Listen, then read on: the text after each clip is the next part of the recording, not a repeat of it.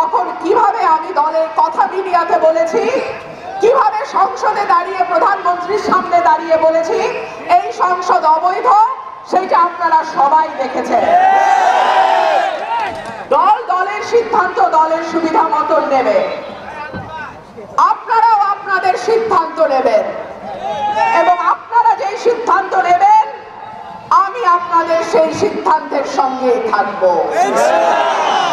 আমি দলকে বিভিন্ন উপজেলায় বিভিন্ন আসনে প্রার্থীরা 18 সালের নির্বাচনের পরে সেই যে চলে গেছে, আর 2025-এর আগে কারো টিভি দেখা যায় নাই, তখন আমি এই রুমিন ফারহানা সরাইল আশুগঞ্জে আমার সমস্ত বরাদ্দ দেয়া থেকে শুরু করে সরাইলের ঘরে ঘরে আশুগঞ্জের রাস্তায় রাস্তায় আমি ছিলাম, মনে পড়ে?